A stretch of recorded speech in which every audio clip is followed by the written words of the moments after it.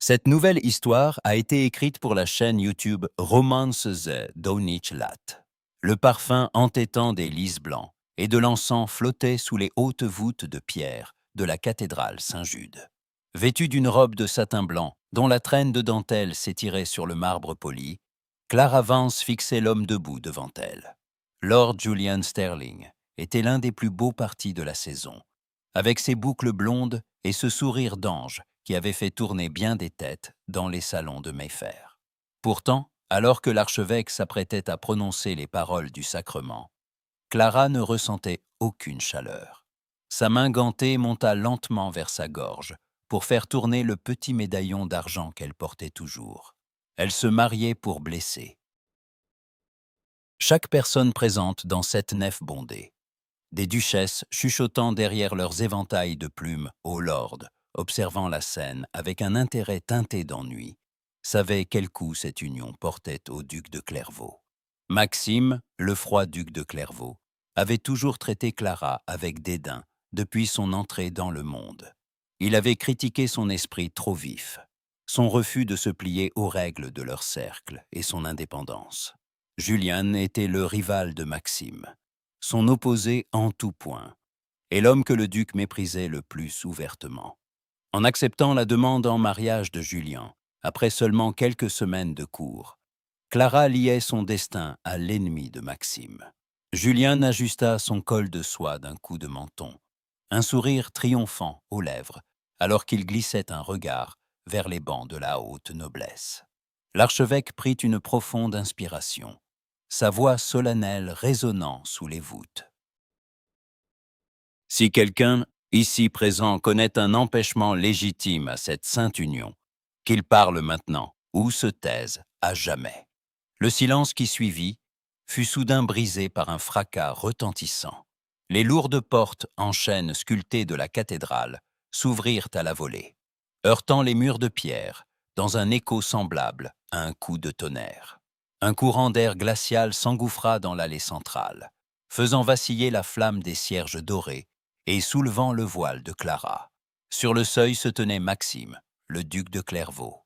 Il portait une redingote de voyage sombre, encore humide de la pluie fine qui tombait sur la capitale, et ses bottes étaient crottées par la route. Sa haute stature imposa immédiatement un silence de mort à la foule. Les murmures s'éteignirent, remplacés par une tension palpable. Clara sentit son cœur rater un battement. Elle serra son médaillon d'argent si fort que le métal s'enfonça dans sa paume. Maxime s'avança d'un pas ferme le long de l'allée. Ses pas résonnaient sur le marbre avec une régularité terrifiante. Son visage, d'une beauté sévère et anguleuse, était impassible, mais ses yeux sombres étaient fixés sur Clara, avec une intensité qui lui coupa le souffle. « Que l'on arrête cette cérémonie », prononça Maxime d'une voix basse, mais si parfaitement timbrée qu'elle atteignit sans peine les derniers rangs de l'assemblée. L'archevêque fit un pas en avant, sa Bible serrée contre sa poitrine. « Monsieur le duc, vous interrompez un sacrement devant Dieu et devant la couronne. Quelle est la signification de cette intrusion ?» Maxime s'arrêta au pied de l'autel. Il ignora les regards scandalisés de la foule et se tourna vers Julian.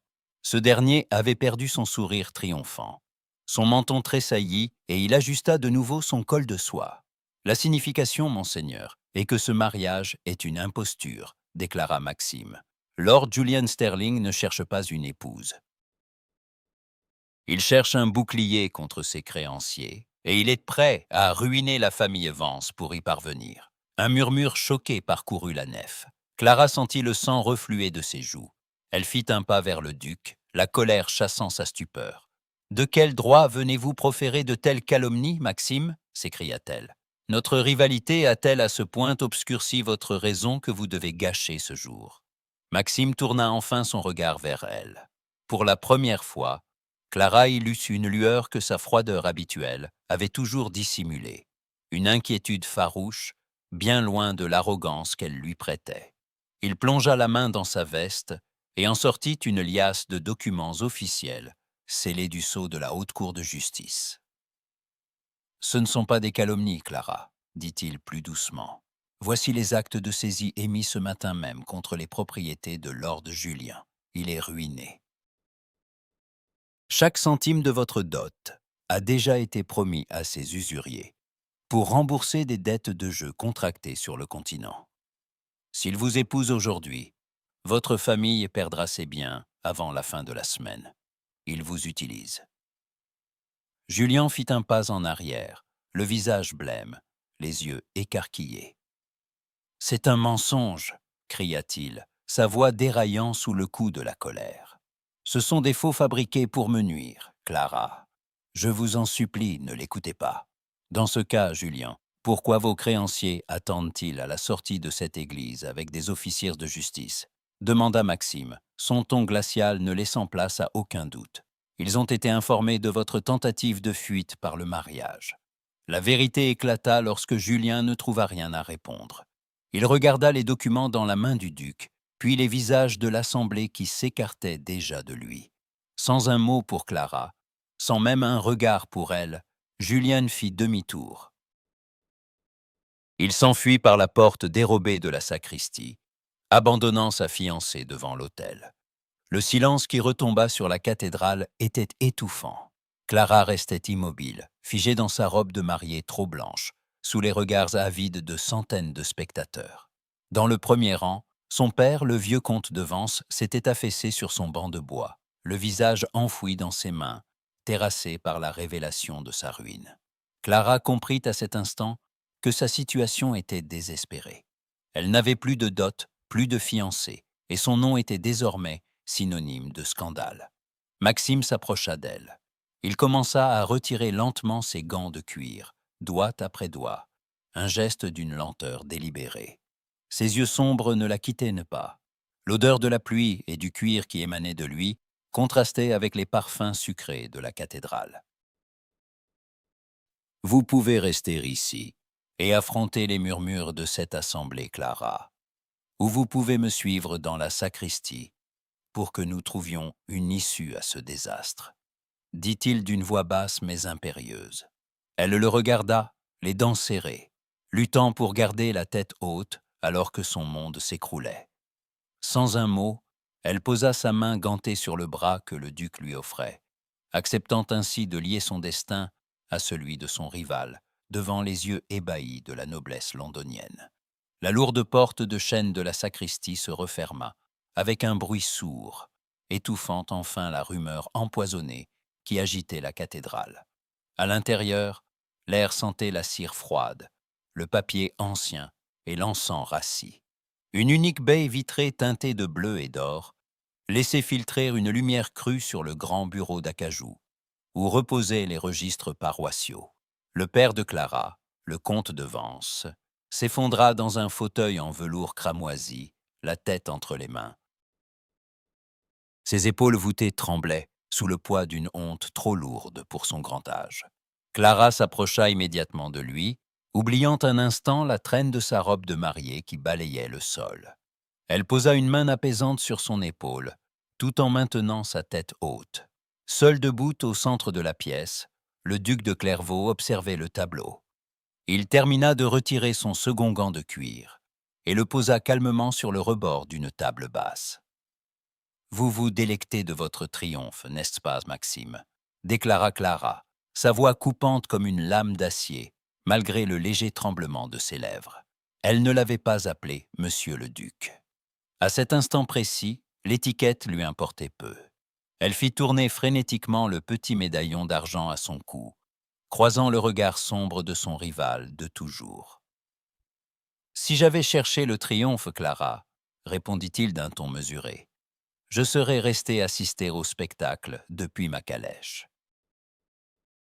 Je vous aurais laissé réciter vos vœux à un homme qui vendait les terres de votre famille, aux enchères, avant la tombée de la nuit. Vous m'avez humilié devant toute la noblesse de la capitale, » s'écria-t-elle en faisant un pas vers lui. Vous avez attendu le dernier moment, le moment exact où le scandale serait le plus retentissant, pour détruire ma réputation et offrir mon père en spectacle. Maxime ne scia pas.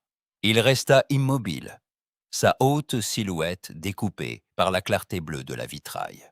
J'ai attendu d'avoir entre les mains les preuves irréfutables de la trahison de Sterling, reprit-il d'une voix plus basse, presque intime. Si j'avais parlé plus tôt, votre fierté vous aurait poussé à me traiter de menteur et à l'épouser en secret.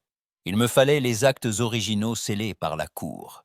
Ils me sont parvenus il y a moins de 20 minutes. Le comte de Vence poussa un gémissement traqué, levant un visage ravagé par les larmes. Nous sommes perdus, Clara. Les dettes de Julian sont réclamées par les créanciers. Le domaine de Vence sera saisi d'ici la fin de la semaine. Nous n'avons plus de toit, plus d'honneur. Clara sentit un pincement au cœur.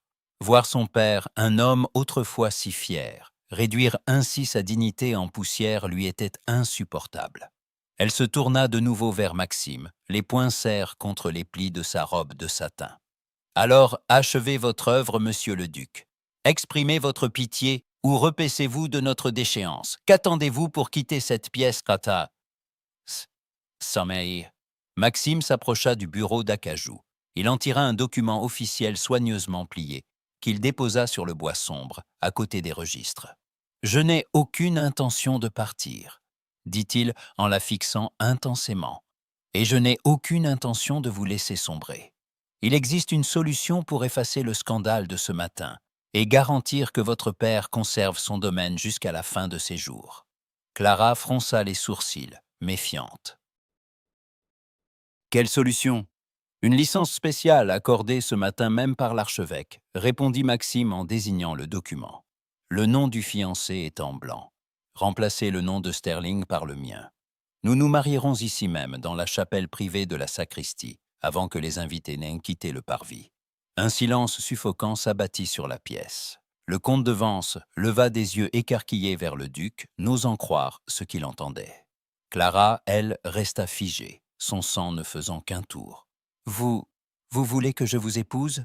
répéta-t-elle, abasourdie. « Vous, mon plus ancien ennemi ? Je vous propose un contrat, Clara, » répliqua-t-il sans se démonter. « En échange de votre nom et de votre présence à mes côtés pour satisfaire aux exigences de ma propre famille, je rette l'intégralité des dettes du comte avant le coucher du soleil. Le domaine de Vence restera dans votre maison. Le scandale de ce matin se transformera en un coup de théâtre romantique aux yeux du monde. Le duc de Clairvaux enlevant sa rivale à un prétendant indigne. « Et ma liberté ? Et ma vie ?» s'indigna-t-elle, la voix vibrante de colère. « Vous m'offrez une cage dorée pour sauver le toit de mon père. Je vous offre une arme pour préserver votre rang et votre famille, » corrigea Maxime en s'avançant jusqu'à elle. « Libre à vous de refuser. Mais dans 1 heure, les huissiers seront chez votre père et votre nom sera traîné dans la boue par chaque gazette de Londres. » Clara baissa les yeux vers le document. Le piège était parfait. Maxime n'avait pas seulement détruit son mariage avec Julien. Il avait préparé sa succession avec une précision effrayante. Il se tenait là, arrogant, puissant, convaincu qu'elle savourait vaincue et tomberait dans ses bras par pure nécessité financière. Elle leva les yeux vers son père, dont le regard suppliant en disait long sur son désespoir. Puis, elle fixa Maxime. Une étincelle nouvelle, brûlante et dangereuse, s'alluma dans les yeux de la jeune femme. Si le duc de Clairvaux pensait l'avoir soumise, il se trompait lourdement.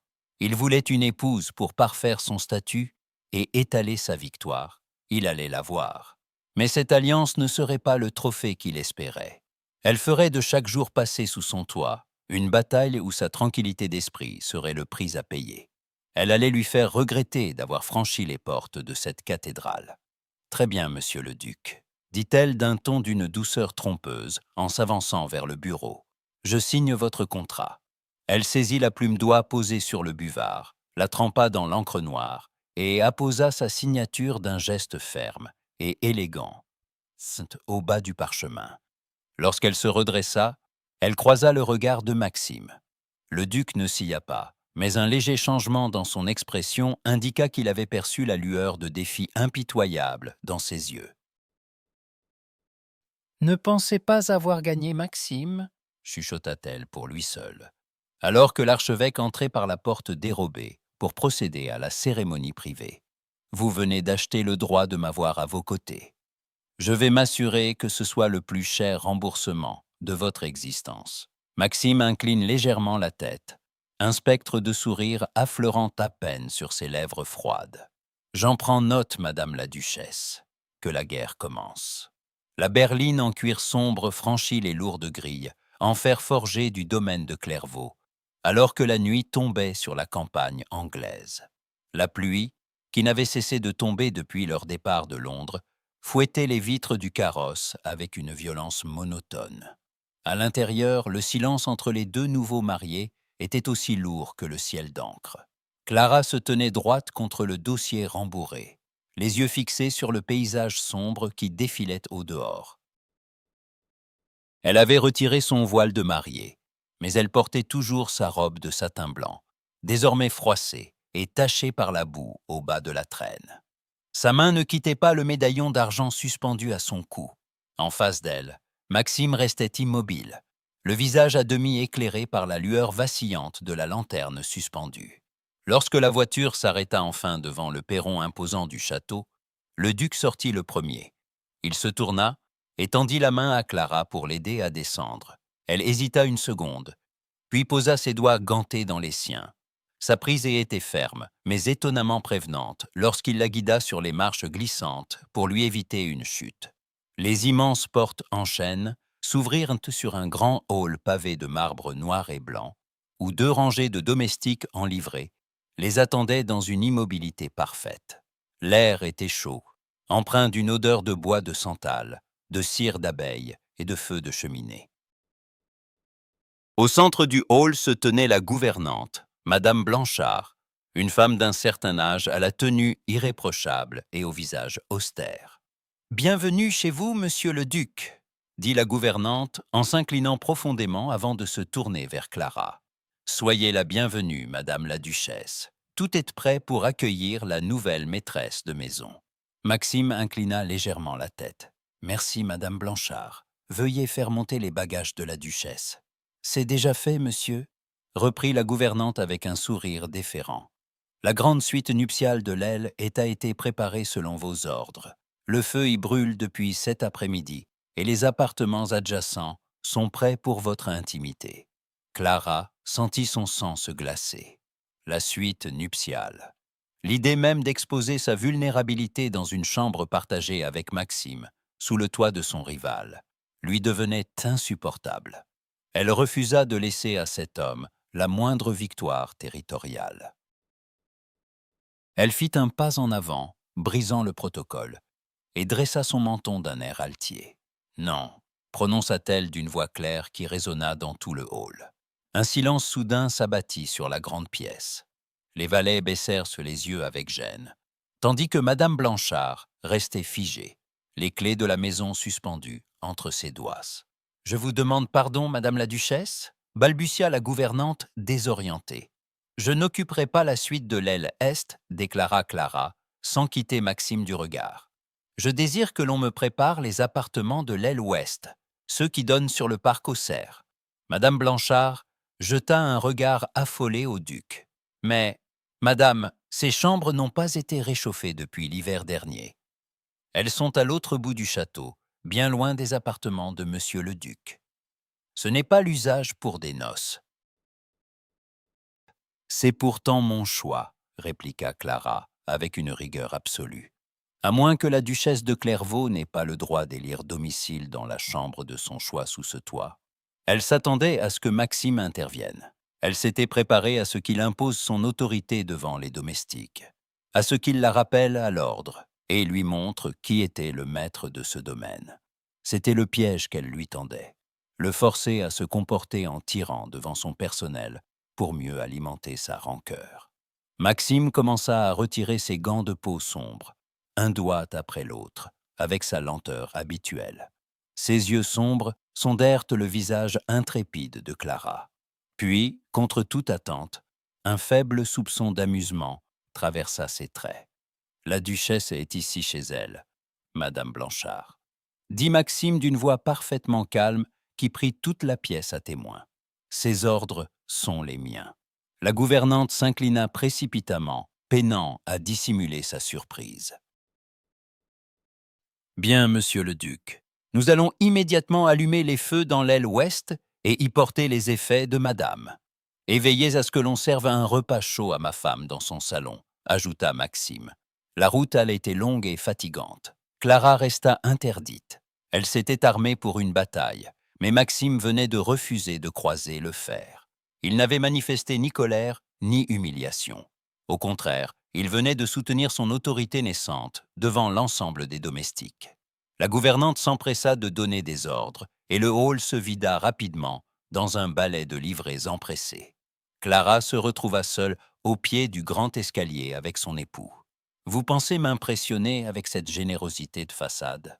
chuchota-t-elle en s'approchant de lui, le poing serré sur son médaillon. « Vous m'accordez une chambre séparée pour mieux garder la face devant vos serviteurs. » Maxime fit un pas vers elle. Il était si grand qu'il la dominait de toute sa hauteur, mais sa posture n'avait rien de menaçant. « Je vous accorde ce dont vous avez besoin, Clara, » répondit-il d'un ton d'une douceur inattendue. « Si vous avez besoin de 100 mètres de couloir et de 3 portes verrouillées entre nous pour vous sentir en sécurité ce soir, qu'il en soit ainsi. Je ne franchirai jamais un seuil sans votre invitation. » Clara fronça les sourcils, déstabilisée par la sincérité troublante de sa réponse. « Je ne cherche pas à me sentir en sécurité, Maxime. Je marque mes distances. » « Qu'importe le nom que vous donnez à vos retranchements, » reprit-il en ramassant un châle de laine chaude que la gouvernante avait posé sur un fauteuil.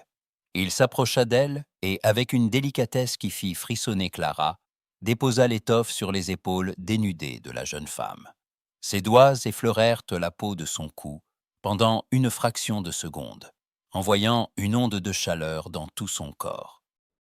« Reposez-vous, Clara, » murmura-t-il près de son oreille. « La guerre que vous m'avez promise sera bien plus longue si vous vous épuisez dès la première nuit. » Sans attendre de réponse, il se tourna et s'éloigna d'un pas tranquille vers la bibliothèque de l'aile est, laissant Clara seule au pied de l'escalier. En montant vers son aile isolée, enveloppée dans le châle offert par son ennemi, Clara réalisa que la ligne de front venait de changer. Elle avait imposé sa volonté sur la géographie du château, mais le calme souverain et la gentillesse inattendue du duc venaient de porter la première brèche dans sa certitude de le haïr. La salle du petit déjeuner de Clairvaux était inondée d'une lumière dorée et froide qui traversait les hautes fenêtres cintrées. L'odeur du pain frais, du thé fumant et du lard grillé flottait dans l'air, offrant un contraste presque insolent avec la tempête de la veille. Clara franchit le seuil de la pièce d'un pas ferme, vêtue d'une robe de matin simple en laine verte qui soulignait sa silhouette élancée.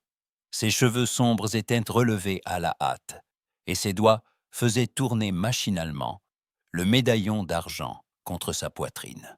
Maxime était déjà attablé près de la cheminée, où crépitait un feu joyeux. Il portait une veste de matin sombre, parfaitement coupée, et parcourait des yeux une lettre officielle.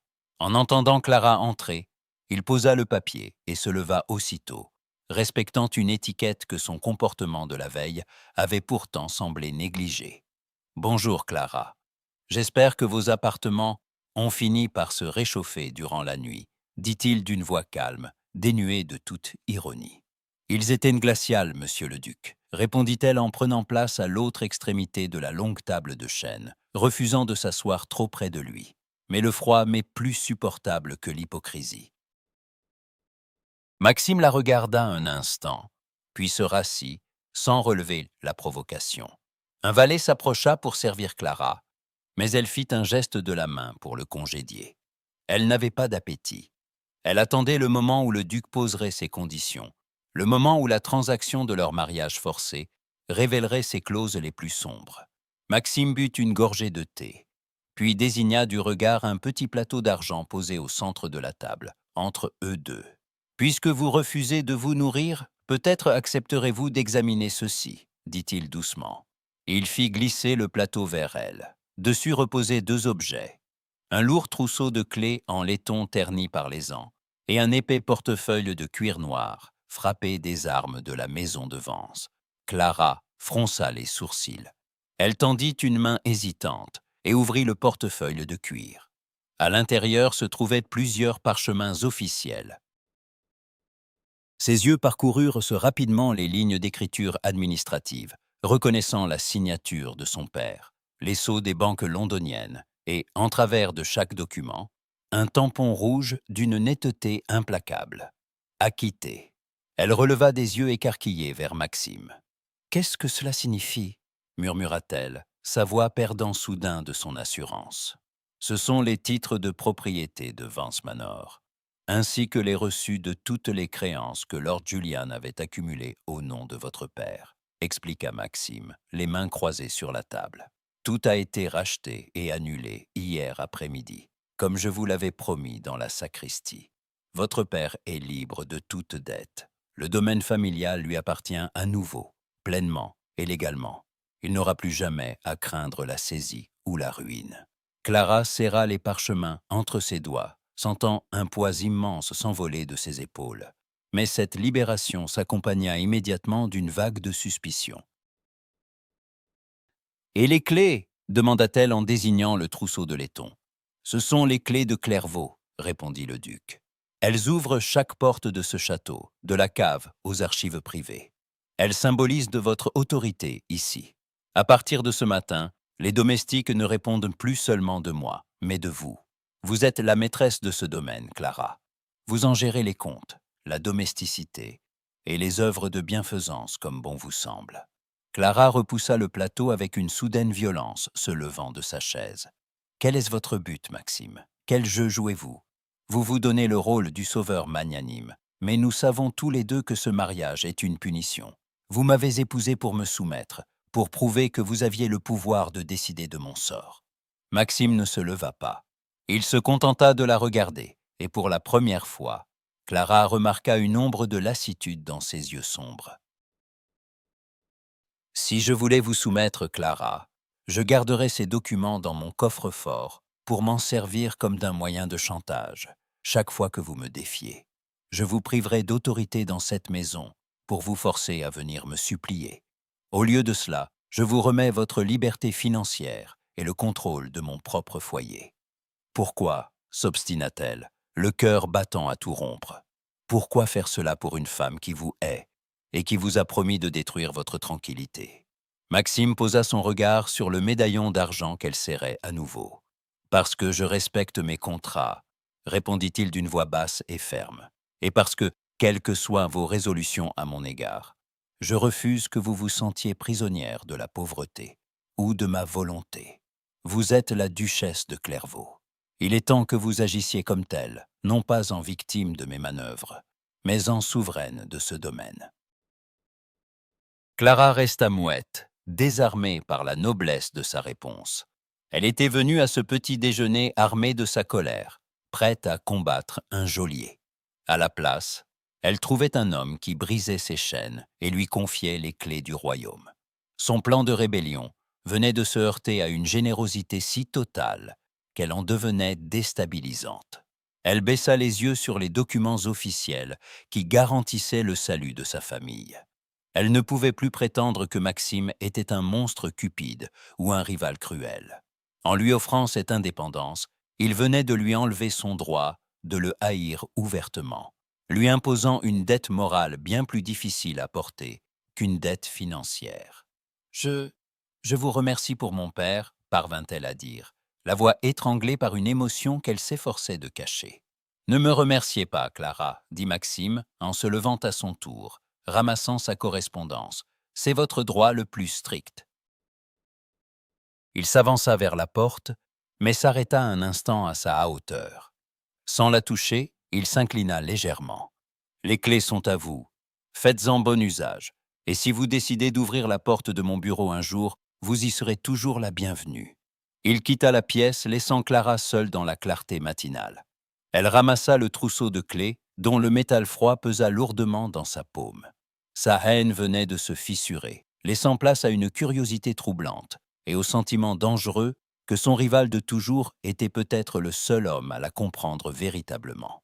Les jardins de Clairvaux s'étendaient sous un voile de brume matinale qui s'accrochait aux cimes des grands ifs et dorait le givre déposé sur les roses tardives. Clara marchait d'un pas rapide le long des allées de gravier, enveloppée dans une lourde cape de velours prune. Le froid vif de l'automne lui piquait les joues, mais cette morsure glaciale lui faisait du bien. Elle avait besoin d'échapper, ne serait-ce que pour une heure, à la présence étouffante de Maxime et à la confusion grandissante qui s'emparait d'elle depuis la veille. Sa main droite, dissimulée sous son manchon de fourrure, serrait nerveusement le petit médaillon d'argent. Le crissement d'un pas rapide derrière elle la fit sursauter. Elle se retourna, s'attendant à voir surgir le duc. Mais ce ne fut qu'un jeune garçon d'écurie, essoufflé et visiblement intimidé par sa présence. « Madame la duchesse », balbutia le garçon en retirant sa casquette de laine. « Un cavalier s'est arrêté près de la grille du potager. Il m'a donné ceci pour vous. Il a dit que c'était de la plus haute importance et que je devais vous le remettre en main propre, sans que monsieur le duc ne le sache. » Le cœur de Clara s'accéléra. Elle prit le pli scellé d'une cire rouge sans armoirie. Le garçon s'inclina et s'éloigna rapidement, la laissant seule sous l'ombre d'un grand chêne. D'une main tremblante, Clara brisa le sceau et déplia le papier rugueux. L'écriture élégante mais hâtive lui était douloureusement familière. C'était celle de Julien. « Ma chère Clara, vous pensez sans doute avoir trouvé un refuge sûr dans les bras de votre vertueux duc. Mais Clairvaux ignore tout de nos tendres échanges passés. J'ai conservé chacune des lettres que vous m'avez écrites durant notre cour, celles où vous vous moquiez si joliment de sa morgue et de sa froideur. Si la somme de 1000 livres ne m'est pas remise d'ici 3 jours à l'auberge du Sanglier couronné, ces lettres seront livrées aux gazettes de Londres. Nous verrons alors si le fier duc accepte de garder à sa table une épouse qui riait de lui dans l'ombre de son rival. » Un frisson de pure terreur traversa Clara. Julien ne reculait devant rien. Ces lettres, bien que platoniques, contenaient effectivement des confidences légères et des plaisanteries sur le caractère austère de Maxime.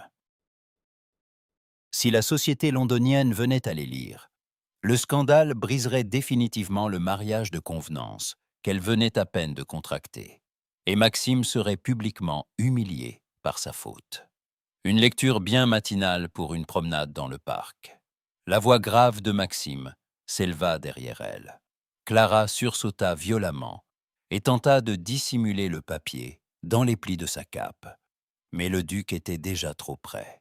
Il portait sa tenue d'équitation, ses bottes hautes encore humides de rosée, et son regard sombre se posa immédiatement sur le visage blême de sa femme. « Ce n'est rien, mentit-elle d'une voix trop haute. Une simple note de mon père concernant le domaine. » Maxime fit un pas de plus, réduisant l'espace entre eux. L'odeur du grand air, du cuir et du tabac blond qui émanait de lui l'enveloppa. Il ne s'enflamma pas, mais ses yeux se firent plus étroits, fixant la main de Clara, qui serrait le papier froissé.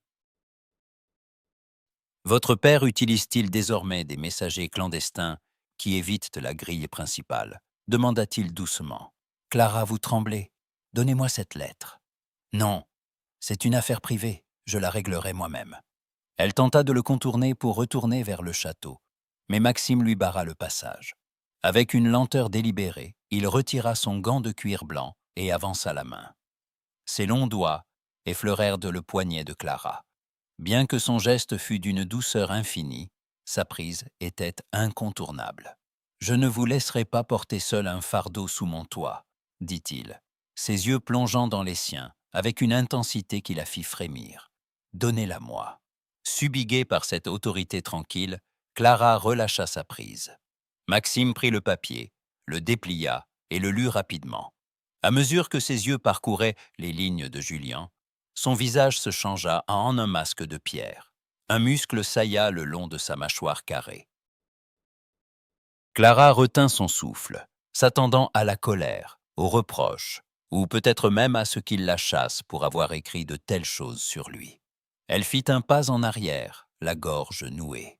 « Je suis désolée, Maxime, » murmura-t-elle. sa fierté fléchissant sous le poids de la culpabilité. Je n'aurais jamais dû écrire ces lignes à Julien. Je savais qu'il était vain, mais je n'imaginais pas qu'il descendrait si bas. Je vais demander à mon père de vendre des terres pour payer cette somme. Maxime cessa de lire. Il plia soigneusement la lettre en quatre et la glissa dans la poche intérieure de sa veste. Puis, il posa ses deux mains sur les épaules de Clara, l'obligeant à le regarder en face. La chaleur de ses paumes traversa le velours de sa cape. « Vous ne vendrez rien du tout, Clara », dit-il d'une voix basse et vibrante de colère contenue, mais une colère qui ne lui était pas destinée. « Et vous ne verserez pas un seul shilling à ce misérable. Mais les lettres… » Si les salons de Londres les lisent, laissez Londres jaser s'ils le veulent. Mais je vous promets que ces lettres ne quitteront jamais le coffre de Sterling, répliqua-t-il avec une assurance tranquille. Julian Sterling a commis l'erreur de croire qu'il pouvait faire chanter la duchesse de Clairvaux. Il va apprendre ce qu'il en coûte de s'en prendre à ma famille. Clara le regarda, interdite. Vous ne m'en voulez pas pour ce que j'ai écrit sur vous? Un faible sourire, presque imperceptible, étira les lèvres du duc. Vous m'avez traité de monument de glace sans cœur, n'est-ce pas? Ce n'était que la vérité de ce que je vous montrais à l'époque. Je ne peux vous blâmer d'avoir été lucide, mais aujourd'hui, vous êtes ma femme. Et mon devoir est de vous protéger, même de vos propres erreurs passées. Il retira ses mains de ses épaules, mais son regard resta ancré dans le sien. Rentrez vous réchauffer, Clara. Je m'occupe de Lord Julian. Je vous donne ma parole d'honneur qu'il ne vous menacera plus jamais. Clara le regarda s'éloigner d'un pas rapide vers les écuries. Pour la première fois depuis leur mariage, elle ne ressentait plus le besoin de se battre contre lui. Le duc venait de confisquer sa lettre de chantage, mais il venait aussi, sans le savoir, de s'emparer d'une part de sa méfiance. Elle n'était plus sa rivale et isolée. Elle était une épouse protégée par un homme, prêt à affronter les ombres de son passé pour elle. Le grand pavillon de toile blanche dressé sur la pelouse du domaine de Pemberton abritait la foire de bienfaisance annuelle de la province. L'air était saturé du parfum des tartes aux pommes chaudes, du cidre épicé et du cuir neuf des étals d'artisans. Malgré la fraîcheur de l'après-midi, toute la gentry locale s'y était rassemblée. Les rires et les conversations animées s'interrompaient brusquement au passage du duc et de la nouvelle duchesse de Clairvaux. Clara avançait au bras de Maxime, vêtue d'une élégante robe de promenade en velours bleu, nuit bordée de fourrure blanche. Elle sentait les regards pesants et les chuchotements hostiles qui la suivaient à chaque pas. Le scandale de son mariage interrompu à Londres avait voyagé plus vite que leur carrosse, et la noblesse campagnarde, prompte à juger, ne lui pardonnait pas d'avoir épousé le duc, après avoir été abandonnée par Sterling. Elle serra un peu plus fort le bras de son mari, sentant la tension monter en elle. Sa main libre monta vers son cou pour chercher son médaillon d'argent. « Restez sereine, Clara », murmura Maxime sans cesser de regarder devant lui. Un sourire courtois, mais distant fixé sur les lèvres. « Ils attendent que vous baissiez les yeux. Ne leur offrez pas ce plaisir. » Ils s'arrêtèrent devant le stand principal de la foire, tenu par Lady Danbury, une baronne acariâtre dont l'influence sur la société locale était indiscutable. Le stand présentait des broderies fines et des dentelles destinées à lever des fonds pour l'orphelinat de la paroisse. Plusieurs dames de la haute société s'y trouvaient réunies. À l'approche de Clara, elles feignirent soudain d'être captivées par les détails d'un napperon, tournant ostensiblement le dos à la nouvelle duchesse. Lady Danbury, quant à elle, toisa Clara de toute sa hauteur, avant de saluer Maxime d'une révérence exagérément basse. « Monsieur le duc, quel honneur de vous voir parmi nous. Nous ne pensions pas que vos nouvelles occupations familiales vous laisseraient le loisir de nous rendre visite. » Le ton était mielleux, mais le sous-entendu était clair. Les dames autour étouffèrent un ricanement. « Mes devoirs envers la province passent toujours en premier, Lady Danbury, » répondit Maxime d'une voix calme et ferme, « tout comme mon désir de présenter mon épouse à nos voisins. » Lady Danbury jeta un regard dédaigneux sur Clara, ignorant ostensiblement la main que cette dernière s'apprêtait à lui tendre. « Ah oui, La jeune fille dont tout Londres parle encore. Il est vrai que les circonstances de votre union furent inattendues. On dit que le satin blanc de votre robe de mariée a beaucoup voyagé avant de trouver son véritable propriétaire. Un silence de mort s'abattit sous le pavillon.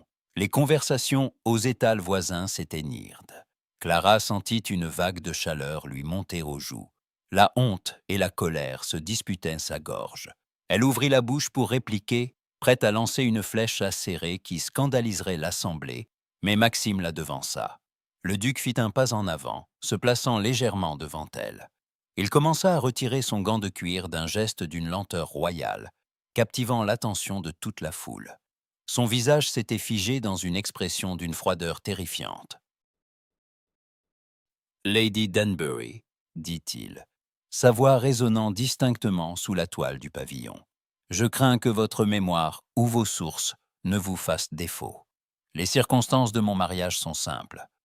J'ai réclamé la femme que j'aimais, avant qu'elle ne commette l'erreur d'accorder sa main à un homme indigne.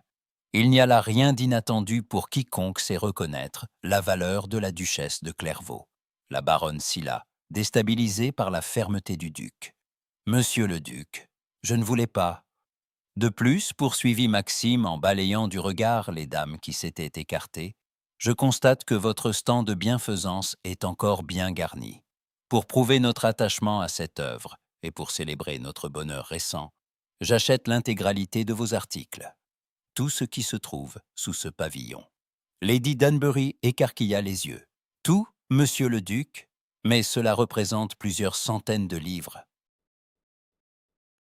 Faites livrer les broderies et les dentelles au château de Clairvaux dès ce soir, ordonna Maxime en pointant en sortant son portefeuille de cuir pour y signer un bon de paiement. Et veillez à ce que l'orphelinat reçoive les fonds immédiatement. Ma femme se chargera personnellement de distribuer ces biens aux familles nécessiteuses de nos terres. Il tendit le document signé à la baronne stupéfaite, puis se tourna vers Clara. Devant les yeux ébahis de la gentry locale, dont l'hostilité venait de se muer en un respect craintif, Maxime prit la main de Clara. Il la porta à ses lèvres et y déposa un baiser lent et appuyé, sans quitter ses yeux des siens. « Êtes-vous prête à poursuivre notre promenade, ma chère ?» demanda-t-il avec une douceur qui contrastait magnifiquement avec la rigueur qu'il venait d'imposer à la pièce. Clara, le cœur battant à tout rompre, sentit ses craintes s'évanouir. Elle redressa la tête, un sourire radieux et sincère illuminant son visage. « Avec plaisir, Maxime, répondit-elle d'une voix claire, alors qu'il s'éloignait sous les salutations désormais empressées et respectueuses des invités. Clara réalisa que la barrière qui les séparait venait de se briser. Maxime n'avait pas seulement défendu son honneur, il avait publiquement lié sa propre réputation à la sienne, transformant sa honte en triomphe devant toute la province. Pour la première fois, elle ne le voyait plus comme son rival, mais comme son plus précieux allié. Le crépuscule étirait ses longues ombres bleues à travers les couloirs silencieux de Clairvaux. Profitant du fait que Maxime s'était rendu auprès de son régisseur pour inspecter les fermes du sud, Clara marchait d'un pas pressé vers l'aile est. Dans sa main, le lourd trousseau de clés en laiton cliquetait doucement à chacun de ses pas. Son cœur battait à un rythme anormalement rapide. Elle se répétait qu'elle ne faisait que chercher les lettres de Julien, ce moyen de chantage que Maxime avait confisqué 3 jours plus tôt. Elle devait savoir s'il les avait détruites ou s'il les gardait comme une arme contre elle. Elle s'arrêta devant la lourde porte du bureau de son époux. Après une brève hésitation, elle choisit la plus petite clé du trousseau, l'introduisit dans la serrure et la tourna. Le mécanisme glissa sans un bruit. Clara pénétra dans la pièce. L'atmosphère y était empreinte d'une solennité tranquille. Une odeur de vieux papier, de cire d'abeille et de tabac de Virginie flottait dans l'air. Les murs étaient tapissés de hautes étagères de chêne, chargées de reliures en cuir sombre, et un grand bureau de acajou trônait devant la fenêtre qui donnait sur le parc brumeux. C'était le sanctuaire de Maxime, un lieu où elle n'avait jamais été admise durant leurs années de froide rivalité. Elle s'approcha du bureau. Sa main gantée frôla le bois poli avant qu'elle ne commence ses recherches. Elle ouvrit le premier tiroir, n'y trouvant que des livres de comptes et des rapports sur l'état des récoltes. Le deuxième tiroir contenait de la correspondance officielle, liée aux affaires de la Chambre des Lords. Rien qui ne ressemble aux lettres parfumées de Julien. C'est alors qu'elle remarqua un petit cabinet de bois de rose posé sur une table d'angle. Il possédait une serrure en laiton ouvragé, plus fine que les autres. Clara essaya plusieurs clés, avant de trouver celle qui correspondait. Le battant s'ouvrit avec un léger gémissement du bois. À l'intérieur ne se trouvaient pas les lettres de Julien. Il n'y avait qu'un petit écrin de velours bleu nuit, usé par le temps, posé sur un lit de soie blanche. Intriguée, Clara prit l'écrin. Ses doigts tremblaient légèrement alors qu'elle pressait le petit bouton doré pour l'ouvrir. Lorsqu'elle vit ce qui reposait à l'intérieur, le souffle lui manqua et elle dut s'appuyer contre le rebord de la table pour ne pas faiblir. C'était une miniature peinte sur ivoire, et le visage représenté était le sien.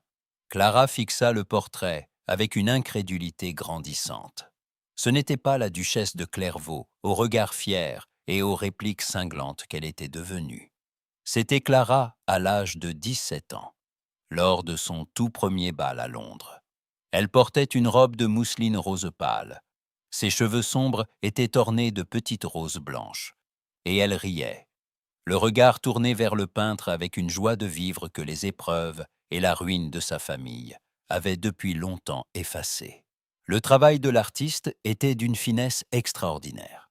Chaque détail de la courbe de ses lèvres, au reflet de la lumière dans ses yeux, avait été capturé avec une dévotion presque sacrée. Mais ce qui bouleversa le plus Clara, ce fut la date gravée en fines lettres d'or au dos de la monture en argent, mai 1812. C'était l'année où leur rivalité avait commencé. L'année où Maxime s'était montré le plus froid, le plus distant, évitant chacun de ses regards et critiquant la moindre de ses initiatives dans les salons de la capitale. Clara avait toujours cru que cette attitude découlait d'un mépris souverain. Elle avait pensé qu'il la jugeait indigne de son cercle, trop excentrique, trop libre. La vérité lui apparut alors avec la violence d'une révélation. Maxime n'avait pas commandé ce portrait par simple caprice. Il l'avait gardé caché dans son cabinet le plus intime pendant toutes ces années. Sa froideur n'était pas du mépris. C'était un rempart. Il l'avait aimée en secret, à une époque où elle ne voyait en lui qu'un ennemi arrogant, et il avait préféré s'armer de glace plutôt que de risquer de voir son amour rejeté par une jeune fille qui ne pensait qu'à le défier. Un bruit de pas résonna dans le couloir à l'extérieur. Prise de panique, Clara referma l'écrin de velours et le replaça précipitamment dans le cabinet de bois de rose. Elle verrouilla la serrure, retira la clé et s'éloigna du bureau juste au moment où la poignée de la porte principale s'abaissait. Maxime entra. Il portait sa redingote sombre, ses cheveux légèrement ébouriffés par le vent du dehors. En voyant Clara debout, au milieu de son bureau, il s'arrêta net. Son regard glissa de son visage troublé au trousseau de clés qu'elle serrait contre sa poitrine comme une arme de défense. Il ne s'enflamma pas. Il n'exigea pas d'explication sur sa présence clandestine dans son sanctuaire. Il se contenta de fermer la porte derrière lui et de retirer lentement ses gants de cuir. « Vous cherchiez quelque chose, Clara ?» demanda-t-il d'une voix basse, dénuée de colère mais empreinte d'une curiosité intense. Clara sentit le petit médaillon d'argent contre sa peau, soudain très lourd. Elle regarda cet homme qu'elle avait cru détester pendant des années, ce rival qu'elle avait épousé pour le blesser, et elle réalisa que chaque mot qu'elle avait prononcé depuis leur mariage venait de perdre son sens. Le sol se dérobait sous ses pieds. « Je cherchais les lettres de Julien, parvint-elle à dire, sa voix manquant cruellement d'assurance. Maxime s'avança vers elle. Ses pas lents résonnaient sur le parquet. Il s'arrêta à quelques pouces d'elle, si près qu'elle pouvait sentir la chaleur de son corps. « Je les ai brûlés hier matin, Clara, » dit-il doucement. « Sterling ne vous menacera plus jamais. Vous n'avez plus rien à craindre de lui, ni de personne. » Il tendit la main, ses doigts effleurant presque sa joue, avant qu'il ne se ravise et ne laisse retomber son bras. Clara le fixa, le cœur battant à tout rompre. Le fait révélé par le portrait changeait tout. Elle ne pouvait plus jouer le rôle de l'épouse rebelle face à un geôlier. Elle savait désormais que le cœur de son rival lui appartenait depuis toujours. Et cette certitude lui imposait un choix bien plus difficile. Continuer à se battre contre un fantôme, ou accepter le risque d'aimer l'homme qui l'avait sauvé. Le ciel s'était assombri avec une brutalité soudaine, virant au noir d'encre avant de se déchirer dans un fracas assourdissant. La pluie, drue et glaciale, s'était abattue sur le domaine, surprenant Clara et Maxime au détour d'un sentier forestier. Trouvant refuge de toute urgence, ils avaient poussé la lourde porte en chêne d'un pavillon de chasse abandonné au cœur des bois. À l'intérieur, l'air était empreint d'une odeur de résine, de pierres humides et de bois sec. Tandis que le vent secouait les volets de bois et que le délire de l'orage tambourinait sur le toit d'ardoise, Maxime s'était empressé d'allumer le feu dans la vaste cheminée de pierre. En quelques minutes, une lueur dorée et chaleureuse s'était mise à danser sur les murs de pièces, chassant l'obscurité. Clara se tenait près de l'âtre, retirant sa cape trempée. Ses cheveux, piqués de gouttes de pluie, brillaient sous la lumière des flammes. Sa main droite ne quittait pas le médaillon d'argent qu'elle faisait tourner sans relâche entre ses doigts. En face d'elle, Maxime s'était redressé. Il enleva sa propre redingote humide et s'avança vers le feu. « La tempête durera au moins 1 heure, dit-il d'une voix basse qui semblait résonner dans la petitesse de la pièce. Nous sommes à l'abri ici. Clara le fixa.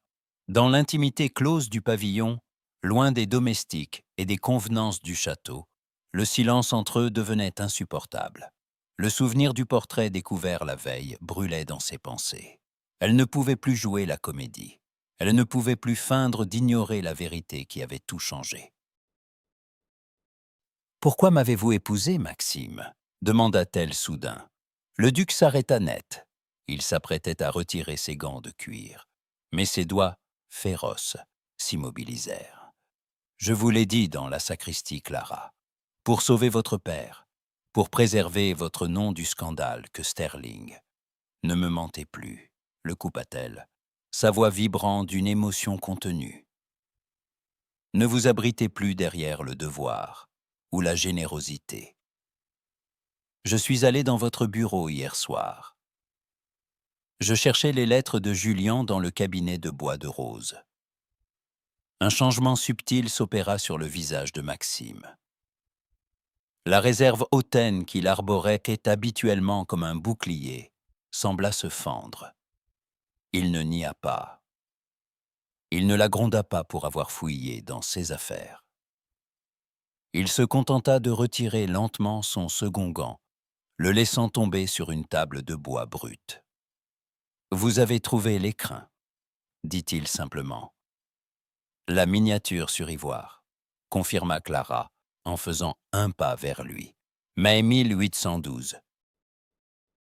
L'année de mon premier bal, l'année où vous avez commencé à me traiter avec le dédain le plus absolu. Pendant des années, j'ai cru que vous me méprisiez, Maxime. J'ai cru que vous me jugiez frivole, incultivable, indigne de votre monde. C'est pour cette raison que je vous haïssais.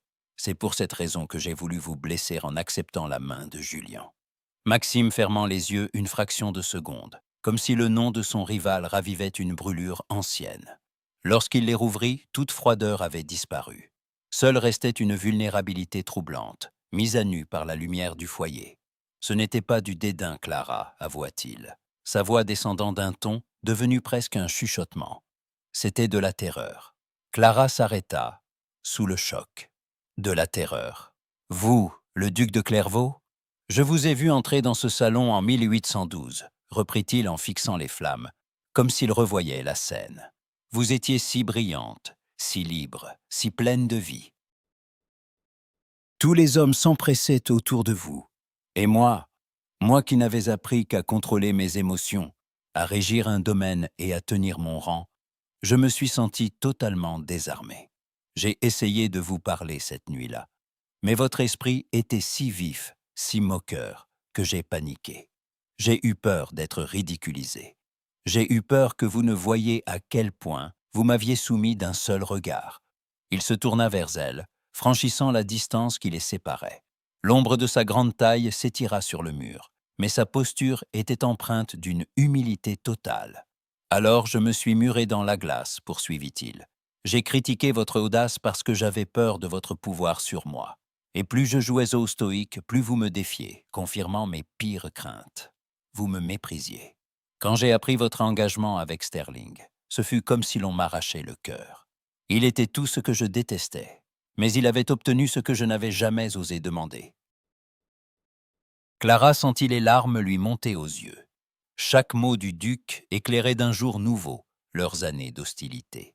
Leur rivalité n'avait été qu'un tragique malentendu, un duel entre deux orgueils trop fiers pour avouer leur faiblesse. « Vous a-t-il fallu m'interrompre à l'hôtel pour enfin me dire la vérité ?» murmura-t-elle, la gorge nouée. « J'ai interrompu ce mariage parce que je préférerais vous savoir furieuse contre moi pour l'éternité, plutôt que de vous abandonner à un homme qui vous aurait détruite, » répondit Maxime avec une ferveur contenue. « J'ai accepté d'être votre bourreau, votre jailleur, votre rival, pourvu que vous soyez en sécurité. Mais je n'ai jamais attendu votre amour en retour. Je me contentais de votre présence sous mon toit. » Il tendit la main. Ses doigts, tremblant légèrement, frôlèrent sur la joue de Clara pour essuyer une larme qu'elle n'avait pas senti couler. Sa peau était chaude, son contact d'une tendresse infinie. Clara ne se recula pas. Au contraire, elle inclina légèrement la tête, scellant le contact contre sa paume. « Vous avez été un bien sot duc, Maxime, » chuchota-t-elle, un faible sourire perçant à travers ses larmes. « Vous avez caché un trésor derrière un mur de ronces. Et vous avez été une bien terrible duchesse, » répliqua-t-il doucement, son propre sourire répondant au sien. « Vous avez failli brûler le château pour prouver votre indépendance. Bah, l'orage grondait toujours au-dehors, la pluie fouettant les vitres du pavillon, mais au-dedans, la tempête qui faisait rage entre eux depuis des années venait d'éteindre son dernier éclair. Clara leva les yeux vers Maxime, et pour la première fois depuis leur mariage, la frontière de leur rivalité s'effaça complètement, laissant place à une certitude nouvelle et partagée. Ils n'étaient plus deux ennemis liés par un contrat, mais deux âmes enfin prêtes à s'abandonner l'une à l'autre. Le lendemain de leur refuge dans le pavillon de chasse, une accalmie fragile s'était installée sur le domaine de Clairvaux. Les nuages s'étaient dispersés, laissant place à un ciel d'un bleu pâle et lavé. Clara se tenait dans le grand salon de réception, observant les reflets du soleil sur les boiseries dorées. Sa main droite caressait machinalement le petit médaillon d'argent suspendu à son cou. L'aveu de Maxime résonnait encore en elle, transformant chaque souvenir de leur passé en une douce torture. Le silence de la demeure fut soudain brisé par le grondement lourd d'un carrosse qui s'arrêtait dans la cour d'honneur, suivi du tumulte des domestiques s'empressant sur le perron. Quelques instants plus tard, les portes du grand salon s'ouvrirent à la volée. Le majordome, visiblement intimidé, annonça d'une voix mal assurée: « Madame la duchesse douairière de Berwick. » Clara vit entrer une silhouette imposante, drapée dans une robe de soie lourde d'un violet sombre. Augusta, la tante de Maxime et la gardienne la plus implacable des traditions de leur famille, s'avança dans la pièce. Ses cheveux d'un blanc d'argent étaient coiffés avec une rigueur géométrique sous un bonnet de dentelle fine. Elle tenait à la main une canne à pommeau d'argent ciselé. Avant même de saluer sa nièce par alliance, Augusta s'arrêta au centre du salon. Elle frappa 2 coups secs avec sa canne sur le parquet ciré, un bruit qui fit sursauter Clara. Ainsi, murmura la douairière d'une voix traînante mais singulièrement perçante. Voici la fameuse mariée de sacristie, la jeune femme qui a réussi à faire perdre la tête à mon neveu, au point de le transformer en ravisseur d'hôtel. Maxime entra dans la pièce à cet instant précis, venant de son cabinet de travail. En voyant sa tante, il s'arrêta un court instant, puis s'avança avec sa courtoisie habituelle. Il commença à retirer ses gants de cuir, doigt après doigt, avec cette lenteur délibérée qui lui servait de rempart contre le monde. « Tante Augusta, dit-il en s'inclinant légèrement, votre visite est inattendue. Nous ne pensions pas que vous quitteriez vos terres du Sussex, si tard dans la saison. Il le fallait bien, Maxime, répliqua-t-elle en le toisant d'un regard impitoyable. Les rumeurs de Londres sont devenues si bruyantes qu'elles ont fini par traverser mes fenêtres. On murmure dans tous les salons que le duc de Clairvaux s'est marié par pur dépit, pour humilier un rival, et qu'il retient prisonnière une épouse qui le déteste. Je suis venu voir de mes propres yeux si notre nom a été jeté en pâture aux cochons pour une simple querelle d'orgueil. Le ton de la douairière était sans appel. Clara sentit la tension monter dans la pièce. Si Augusta déclarait ce mariage invalide ou ridicule aux yeux de la famille, la réputation de Maxime, si chèrement préservée, serait définitivement ruinée. Les cercles de la haute société se détourneraient de lui, et le scandale qu'il avait tenté d'étouffer en l'épousant éclaterait à nouveau, plus destructeur que jamais. Clara regarda Maxime. Le duc restait impassible, mais elle remarqua une légère contraction de sa mâchoire carrée.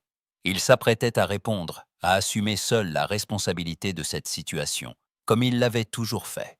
Une résolution soudaine s'empara de Clara. Elle réalisa avec une clarté désarmante qu'elle ne voulait plus nuire à cet homme.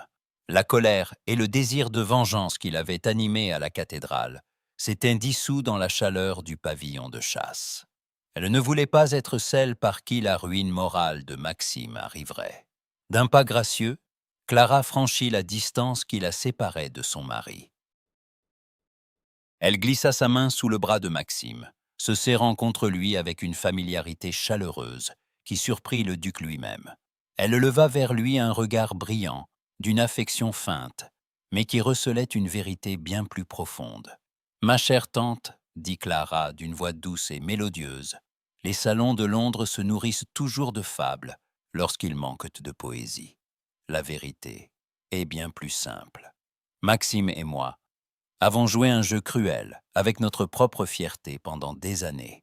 Mais lorsque j'ai été sur le point de commettre la pire erreur de ma vie, il a eu le courage de briser nos chaînes. » Augusta fronça ses sourcils broussailleux, observant la main de Clara posée sur la manche de Maxime.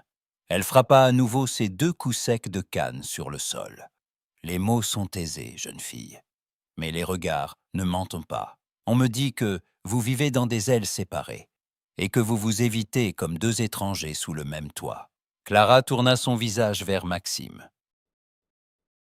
Elle posa sa main libre sur la joue du duc, sentant la chaleur de sa peau et le léger frémissement qui le parcourut à son contact.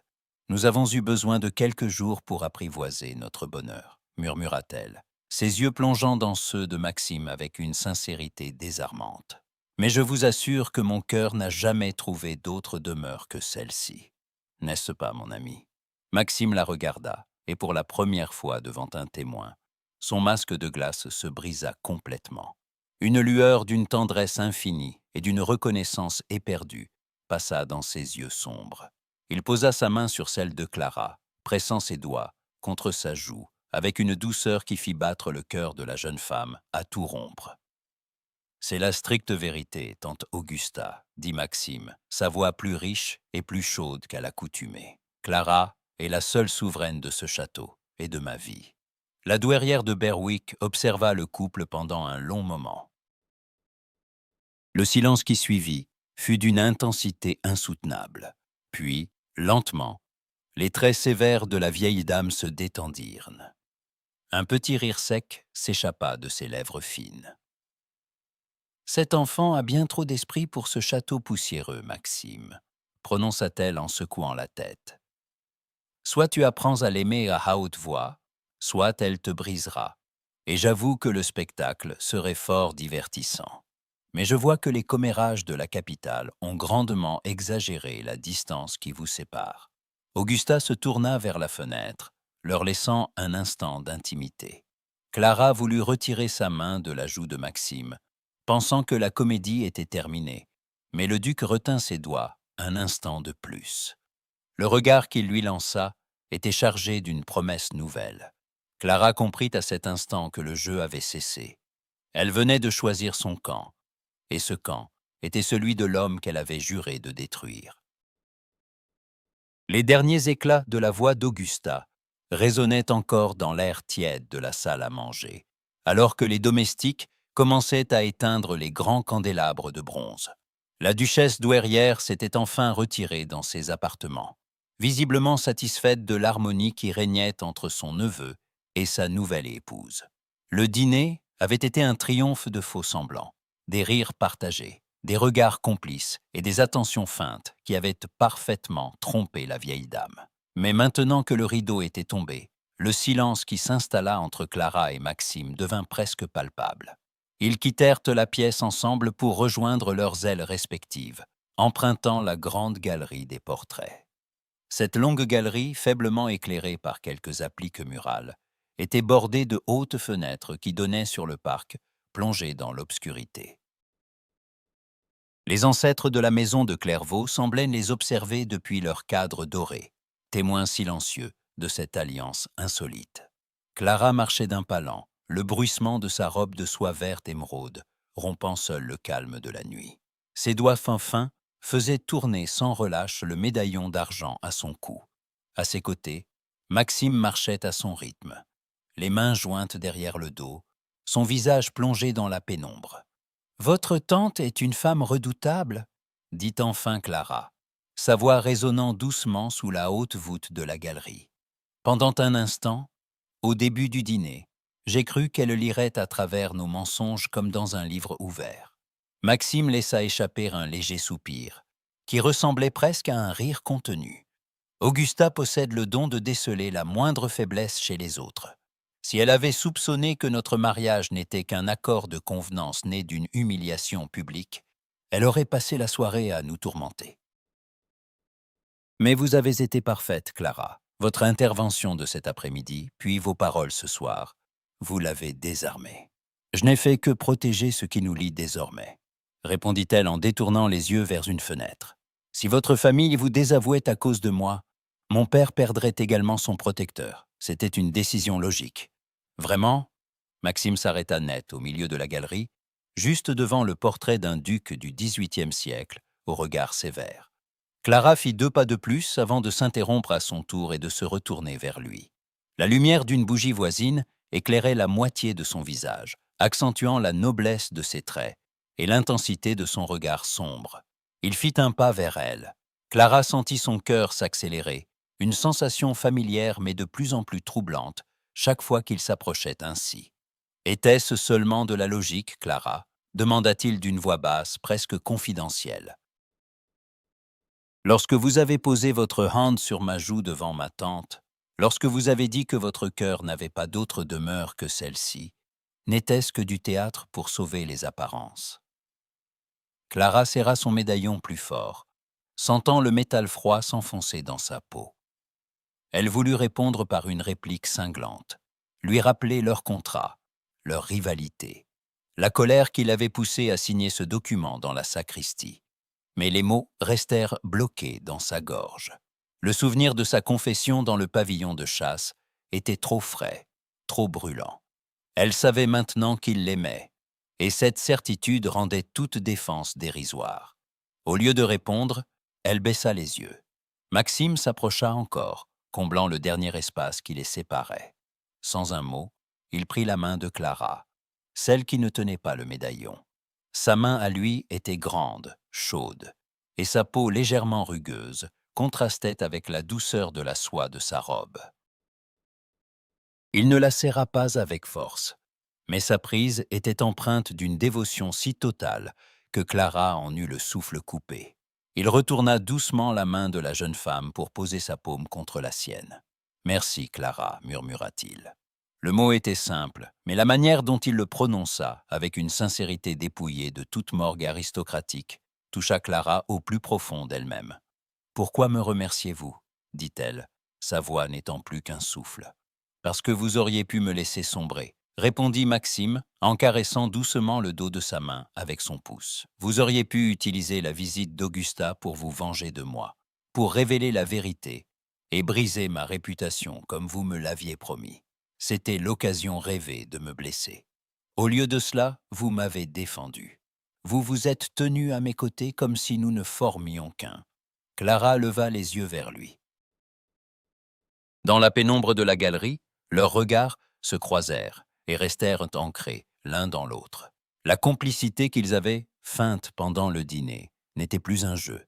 Elle s'était transformée en quelque chose de vibrant, de dangereux, qui menaçait de renverser toutes les barrières qu'ils avaient si soigneusement érigées entre eux. « Je ne voulais pas vous voir détruit, Maxime », avoua-t-elle à voix basse, renonçant pour la première fois à son masque de fierté. La rivalité qui nous opposait, elle me semble si lointaine à présent.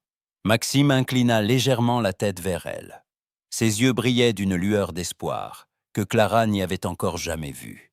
Ses doigts se resserrèrent doucement sur les siens, et pendant un long moment, ils restèrent ainsi, immobiles, au milieu de la galerie sombre, reliés par ce simple contact physique qui en disait plus long que tous les serments. La distance entre l'aile est et l'aile ouest du château, ces centaines de mètres de couloir qu'elle avait exigés pour marquer sa séparation d'avec lui, sembla soudain dérisoire et artificiel. Ce mariage, commencé dans le dépit et la colère sous les voûtes de pierre d'une cathédrale, venait de franchir une frontière invisible. En protégeant Maxime de sa famille, Clara s'était prise à son propre piège. Elle n'était plus sa prisonnière volontaire. Elle était devenue sa complice, et le danger de l'aimer était désormais bien plus réel que toutes les menaces de la société londonienne. Lentement, Maxime relâcha sa main, mais son regard ne la quitta pas, tandis qu'il s'inclinait avec une infinie politesse. « Bonne nuit, Clara, » dit-il doucement. « Bonne nuit, Maxime, » répondit-elle. Elle se tourna et poursuivit sa route vers l'aile ouest, mais la chaleur de la main du duc resta imprimée sur sa peau bien après qu'elle eut refermé la porte de sa chambre. L'après-midi tirait à sa fin, teintant le parc de Clairvaux d'une lumière de cuivre et d'ambre. Une brise fraîche balayait les allées de gravier, faisant virevolter les feuilles mortes autour des statues de marbre. Clara marchait seule le long du grand bassin, respirant l'air vif avec un sentiment de paix qu'elle n'avait pas connu depuis des mois. Sa main droite caressait machinalement le petit médaillon d'argent suspendu à son cou.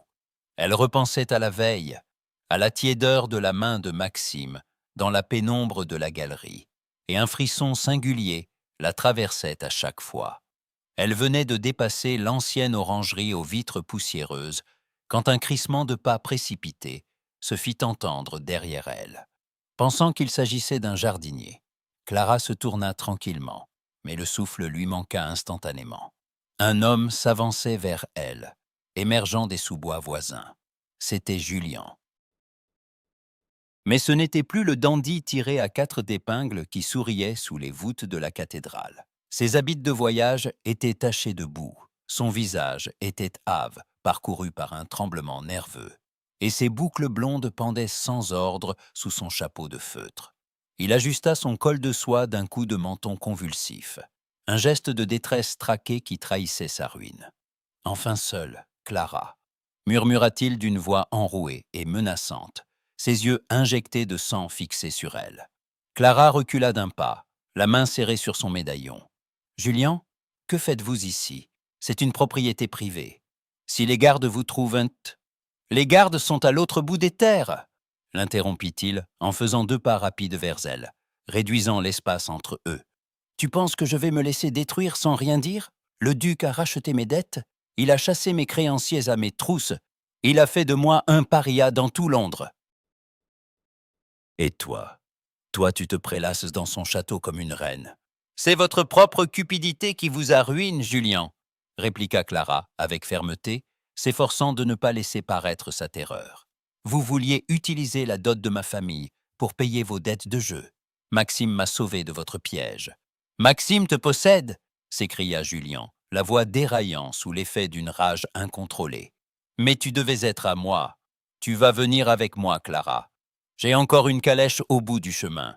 Tu vas signer une lettre disant que ton duc t'a retenu contre ton gré, ou je jure que je ruinerai ce qu'il lui reste d'honneur devant la justice de ce pays.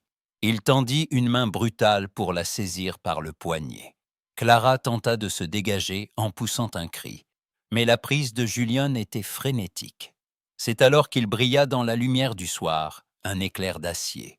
De sa canne de promenade, Julien venait de dégainer une lame courte et acérée, une arme de voyou dissimulée dans le bois poli. Pas un geste, ou je te marque le visage, hoqueta-t-il, complètement hors de lui. Avant même que Clara ne puisse répondre, une ombre imposante fondit sur eux. Lâchez-la, Sterling. La voix de Maxime n'était pas un cri. C'était un ordre d'une froideur mortelle qui fit s'arrêter le temps. Le duc surgit du sentier de l'orangerie. Il n'avait ni chapeau ni gants. Ses yeux sombres lançaient un éclair d'une fureur si absolue que Julien oscilla malgré sa folie. « Arrière, Clairvaux !» hurlait Julien en braquant la lame vers le duc. « Arrière, ou je la tue !» Maxime n'hésita pas une fraction de seconde.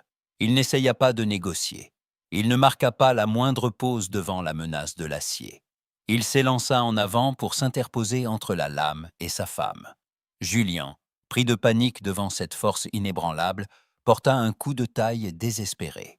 L'acier acéré fendit l'air et déchira la manche de la redingote de Maxime, s'enfonçant profondément dans la chair de son bras droit.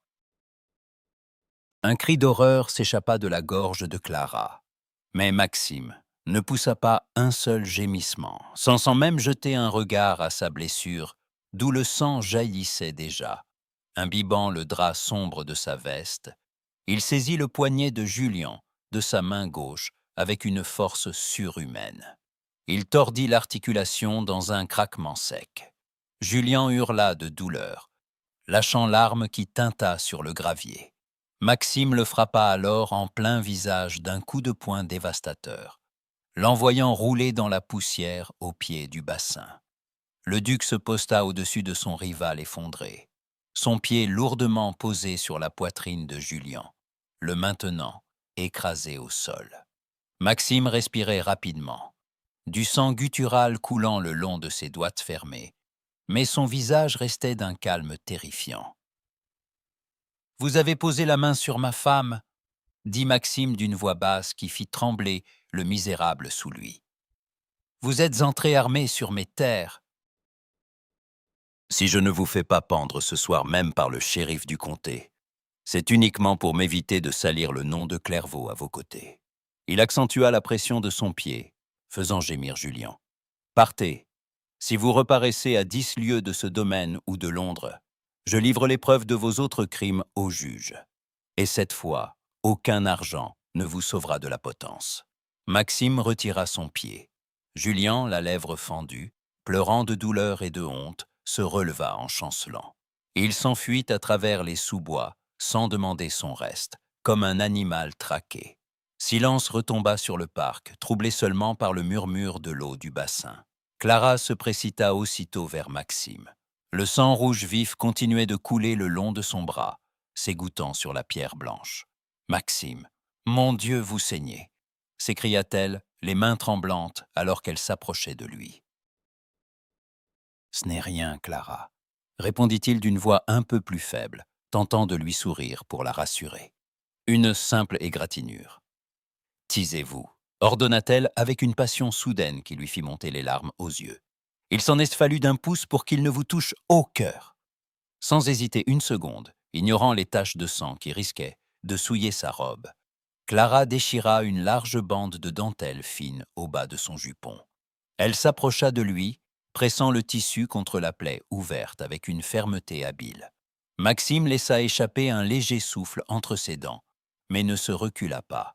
Il la laissa faire, observant son visage bouleversé, avec un étonnement mêlé d'une immense douceur. « Vous avez risqué votre vie pour moi » chuchota Clara, les yeux noyés de larmes alors qu'elle nouait le bandage autour de son bras. « Vous vous êtes jeté sur cette lame sans même calculer le risque. » Maxime leva sa main valide et posa ses doigts chauds sous le menton de Clara, l'obligeant à croiser son regard. « Il n'y avait aucun calcul à faire, Clara, dit-il avec une ferveur qui lui perça l'âme. Je me jetterai 100 fois sur 1000 lames s'il le fallait pour vous éviter la moindre blessure. » Clara le fixa et toute la glace qui entourait encore son cœur acheva de fondre sous le soleil de cet aveu sanglant. Le rival qu'elle avait épousé pour le blesser venait de verser son propre sang pour la protéger.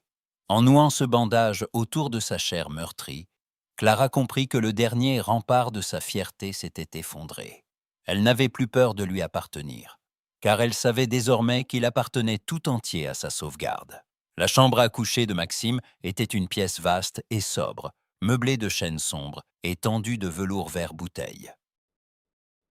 Seule la lueur d'un grand feu de cheminée éclairait l'espace, projetant des ombres mouvantes sur le lit à baldaquin et les piles de livres d'histoire qui encombrèrent les tables basses. Une odeur d'huile de lavande, de lin propre et d'onguent médicinal flottait dans l'air tiède. Maxime était assis sur le bord du matelas, vêtu d'une simple chemise de batiste blanche déboutonnée au col, révélant la largeur de ses épaules et le bandage de fortune que Clara avait noué dans le parc. Son visage était pâle sous l'effet de la douleur, mais ses yeux sombres suivaient chaque mouvement de sa femme, avec une attention constante. Clara s'approcha lentement, portant un bassin d'eau tiède et une pile de bandes de lin propre. Elle posa le tout sur la table de nuit et s'assit sur la petite chaise de bois, disposée à côté du lit. Ses doigts, d'ordinaire si prompts à s'agiter, tremblaient légèrement lorsqu'elle commença à défaire le nœud du bandage ensanglanté. Sa main droite effleura la peau chaude de l'épaule de Maxime, et elle sentit un frisson parcourir le duc. « Vous devriez laisser faire le médecin de la paroisse, Clara », dit Maxime d'une voix basse, un peu enrouée. « La vue du sang n'est pas un spectacle pour une duchesse.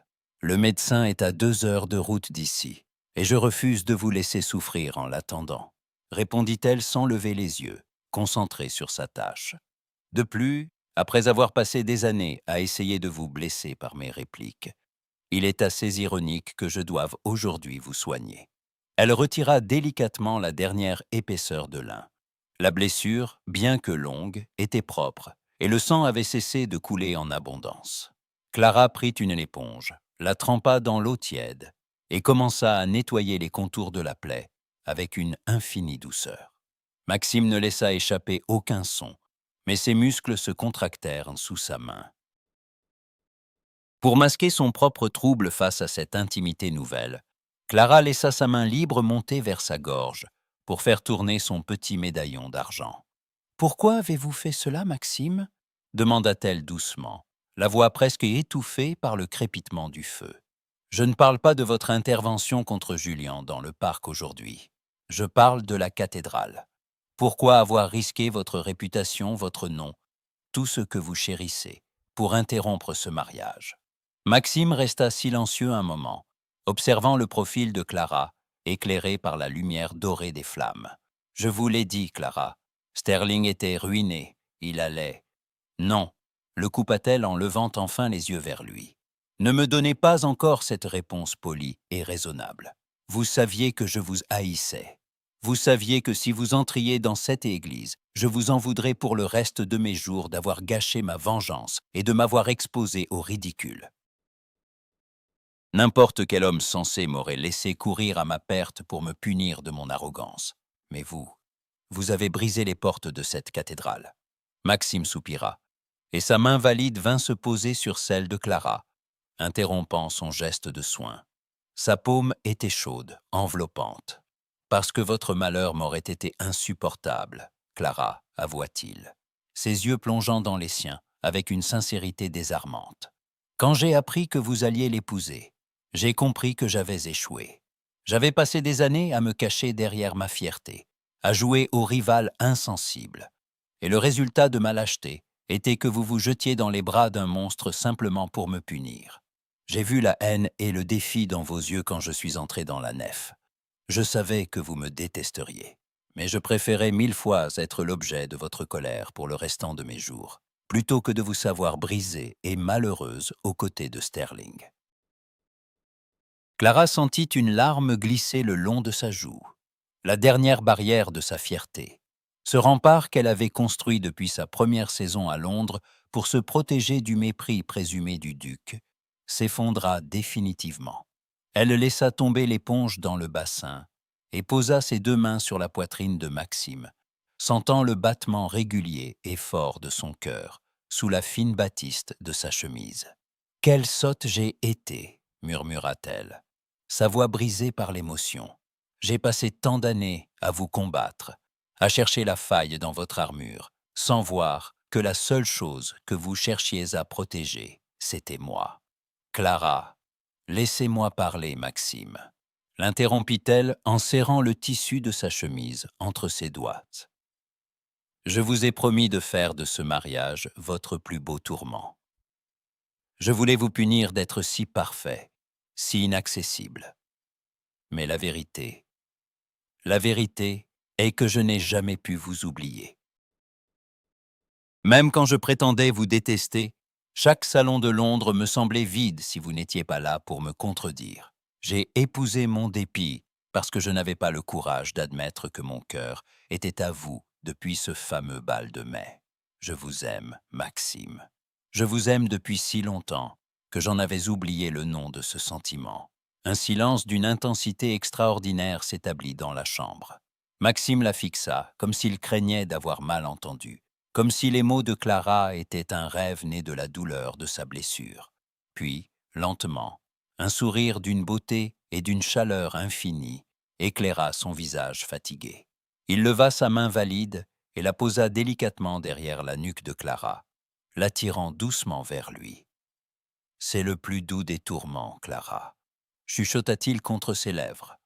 Lorsqu'il l'embrassa, ce ne fut plus le baiser de convenance qu'ils avaient échangé devant sa tante, ni le baiser volé dans la précipitation de l'orage.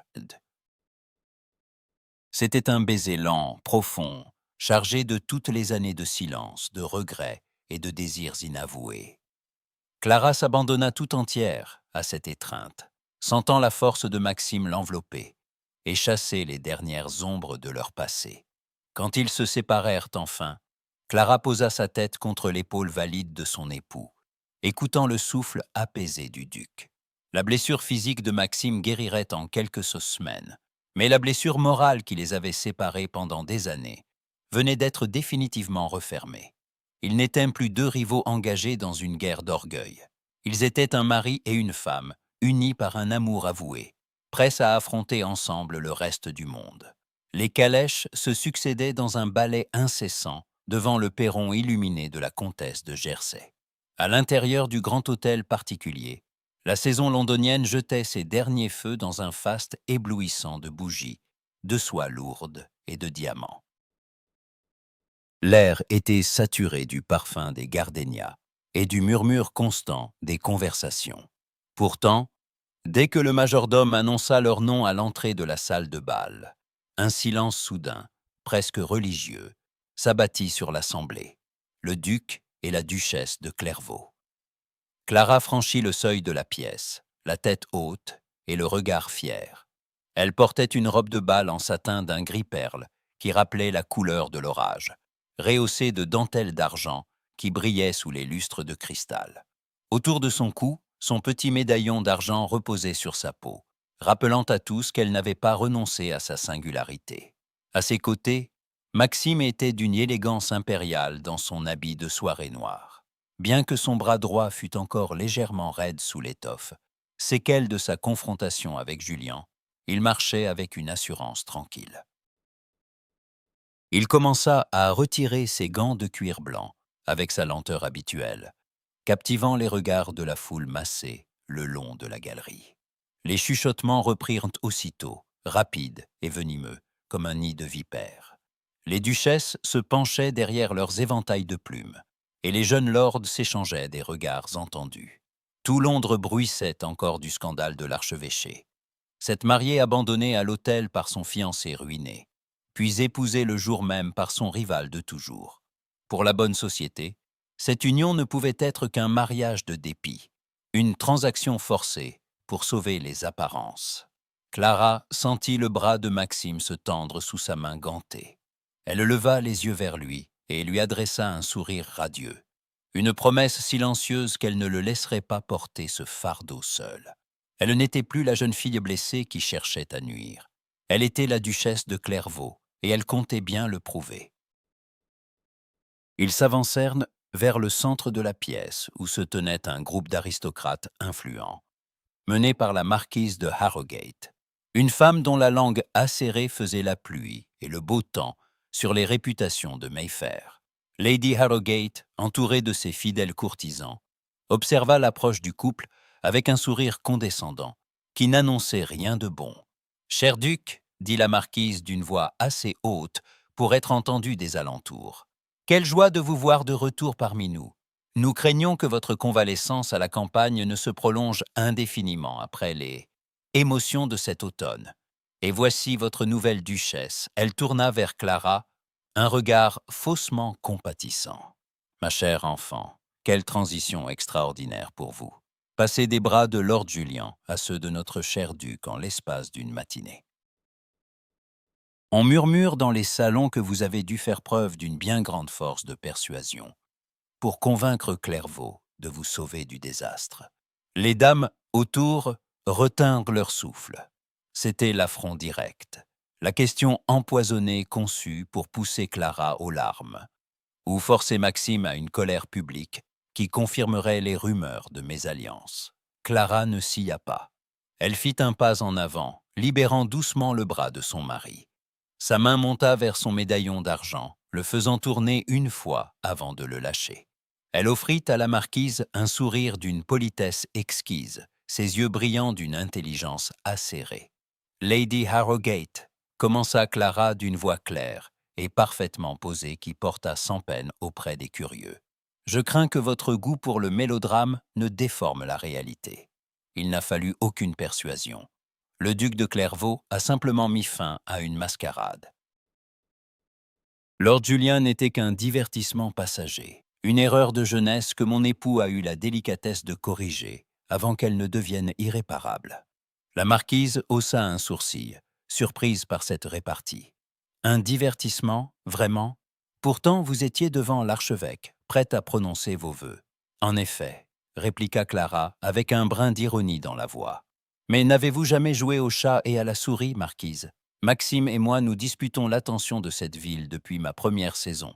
Il me semblait juste de lui offrir un dernier défi d'envergure. Et comme vous le voyez, le duc n'aime pas perdre. Il a préféré m'enlever à l'hôtel plutôt que de me laisser à un autre. N'est-ce pas le propre des grands esprits de savoir quand interrompre une mauvaise pièce pour en jouer une meilleure?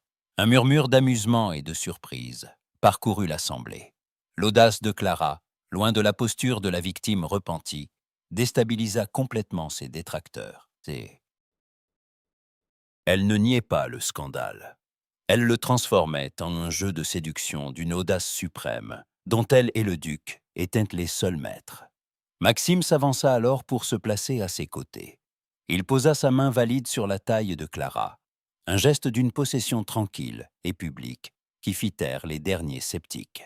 « Ma femme dit vrai, Lady Harrogate », ajouta Maxime, son regard sombre fixant la marquise, avec une autorité froide qui ne souffrait aucune réplique. « J'ai toléré bien des prétendants autour de Clara par pure courtoisie. Mais il y a des limites à ma patience. Le jour de ses noces, j'ai simplement décidé qu'il était temps de ramener la duchesse à sa véritable place à mes côtés. » La marquise de Harrogate, réalisant qu'elle venait de perdre la partie et que toute tentative d'insistance la ferait passer pour une jalouse aigrie, s'inclina légèrement, son sourire se faisant plus crispé. « Dans ce cas, monsieur le duc, nous ne pouvons que féliciter votre promptitude. » L'orchestre commença alors à jouer les premières notes d'une valse lente. Maxime se tourna vers Clara, lui offrant sa main avec une inclinaison respectueuse. « Me feriez-vous l'honneur de cette danse, madame la duchesse ?»« Avec tout mon cœur, monsieur le duc, » répondit-elle. Sous les yeux de toute la noblesse de Londres, dont les murmures s'étaient changés en une admiration envieuse, ils s'avancèrent sur la piste de danse. Alors que Maxime l'entraînait dans le tourbillon de la valse, serrant sa taille contre lui, Clara lut dans son regard une fierté immense. Il venait d'affronter le tribunal de la saison londonienne et d'en sortir vainqueur. Le scandale de leur mariage n'était plus une faiblesse. Il était devenu leur plus beau triomphe, scellant leur alliance aux yeux du monde d'une manière que personne ne pourrait plus jamais contester. Le silence de la bibliothèque de leur hôtel particulier londonien offrait un refuge exquis après le tumulte et la chaleur du bal de la comtesse de Jersey. Ici, loin des regards curieux et des chuchotements de la haute société, l'air était empreint d'une douce odeur de vieux cuir, de cire d'abeille et de feux de bois. Les hautes étagères, chargées de reliures précieuses, s'élevaient jusqu'au plafond, enveloppant la pièce d'une atmosphère protectrice et feutrée. Dehors, une pluie fine et tranquille tapotait contre les carreaux des grandes fenêtres, ajoutant à leur isolement volontaire. Clara s'était approchée de la cheminée, où crépitait un feu vigoureux. Elle avait retiré ses longs gants de bal et détaché ses cheveux sombres, qui retombaient désormais en boucles souples sur ses épaules dénudées. Sa robe de satin gris perle accrochait les reflets dorés des flammes. Sa main droite, libérée de toute contrainte, monta vers sa gorge pour faire tourner doucement le petit médaillon d'argent. Ce geste, qui avait si souvent trahi son trouble ou sa colère par le passé, n'était plus aujourd'hui qu'une habitude paisible. Maxime entra dans la pièce, après avoir congédié les derniers domestiques pour la nuit. Il avait retiré sa veste de soirée et déboutonné le col de sa chemise blanche, affichant une décontraction que les salons de Mayfair ne lui connaissaient pas. Son bras droit, bien que guéri, conservait une légère cicatrice sous l'étoffe. Mais il bougeait désormais sans aucune gêne. Il s'avança vers Clara, 2 verres de cristal contenant un vin de Porto ambré à la main. Il lui tendit un verre, ses doigts effleurant les siens, avec une lenteur délibérée qui fit frissonner la jeune femme. « À la duchesse de Clairvaux », dit-il d'une voix basse et chaleureuse, un sourire sincère éclairant ses yeux sombres. La femme qui a réussi à faire taire la marquise de Harrogate et à conquérir Londres en une seule valse. Clara prit le verre et laissa échapper un léger rire, levant ses yeux brillants vers son époux. La marquise cherchait une victime à immoler sur l'autel des convenances, Maxime. Elle n'a trouvé qu'une épouse qui refuse de s'excuser d'avoir épousé l'homme qu'elle aime. Le combat était inégal dès le départ. Ils burent une gorgée en silence, savourant la tiédeur de l'alcool et la paix retrouvée de leur demeure. Maxime posa son verre sur le manteau de la cheminée et fit un pas de plus vers elle, réduisant la distance à néant. Il prit la main gauche de Clara, observant l'étroite bande d'or qui ornait son annulaire. C'était l'alliance simple, achetée à la hâte par l'archevêque dans la sacristie de Saint-Jude le jour de leur mariage, interrompu. Une bague scellée dans la colère, le dépit et la défiance. Cette bague a été le symbole d'un contrat forcé, murmura Maxime, en caressant doucement le métal doré du bout de son pouce. Elle a été posée sur votre doigt à un moment où vous me considériez encore comme votre plus grand ennemi, et où je craignais de ne jamais pouvoir briser la glace entre nous. Clara posa son verre à son tour et leva vers lui un regard empreint d'une infinie tendresse. Elle m'a pourtant mené jusqu'à vous, Maxime. Elle a sauvé mon père et m'a forcé à ouvrir les yeux sur ce que je ressentais vraiment. Je ne la regrette pas. Moi si, répliqua doucement le duc. Il glissa sa main dans la poche de son gilet et en sortit un petit écrin de velours bleu nuit, semblable à celui qui abritait la miniature de leurs 17 ans. Il l'ouvrit d'une pression du pouce. À l'intérieur, posée sur un lit de soie blanche, brillait une bague d'une beauté extraordinaire. Un saphir d'un bleu profond, taillé en ovale et entouré d'une corolle de petits diamants étincelants qui rappelaient les étoiles de la nuit. « C'est la bague de ma grand-mère », expliqua Maxime, sa voix vibrant d'une émotion contenue. « Elle est dans notre famille depuis 3 générations. Elle n'a jamais été portée par devoir ou par convenance, mais uniquement par amour. Je voulais vous l'offrir le jour où j'aurais enfin le courage de vous avouer mes sentiments. Ce jour est venu, Clara. » Il prit délicatement la main gauche de Clara. Avec une infinie douceur, il glissa l'alliance de sacristie hors de son doigt et la posa sur le manteau de la cheminée. Puis, saisissant la bague au saphir, il la glissa à sa place. Le bijou s'ajusta parfaitement à son doigt. La couleur de la pierre précieuse contrastant magnifiquement avec la blancheur de sa peau. « Je ne veux plus que vous soyez liés à moi par le dépit ou par la nécessité, » poursuivit Maxime en serrant sa main entre les siennes. « Je veux que chaque fois que vous regarderez ce saphir, vous vous rappeliez que vous êtes libre et que vous avez choisi de m'aimer comme j'ai choisi de vous chérir. Clara sentit les larmes lui montèrent aux yeux. Des larmes de pure joie cette fois. Elle jeta ses bras autour du cou de Maxime, se serrant contre lui de toutes ses forces. Elle enfouit son visage dans le creux de son épaule, respirant son odeur familière de grand air et de tabac blond. « Je n'ai plus besoin de mon médaillon d'argent pour me protéger du monde, Maxime, » chuchota-t-elle contre sa peau, tandis que les bras puissants du duc s'enroulaient autour de sa taille pour la soulever légèrement. Cette bague est mon seul rempart désormais. Maxime recula d'un pas pour la regarder en face. Ses mains encadrèrent le visage de Clara, ses pouces caressant ses pommettes avec une adoration sans bornes. « Nous avons commencé cette histoire comme deux rivaux décidés à se détruire, dit-il avec un sourire tendre. Et nous la finissons comme deux complices décidés à s'aimer, compléta Clara en plongeant son regard dans le sien. Lorsqu'il l'embrassa, ce fut un sceau définitif posé sur leur destin. Ce baiser n'avait plus rien de la retenue de leur début, ni de la peur du scandale. C'était une promesse d'éternité, un serment murmuré dans la pénombre de la bibliothèque, alors que la pluie continuait de tomber doucement sur Londres. La guerre était finie, et dans les bras de son ancien rival, Clara avait enfin trouvé sa plus belle victoire.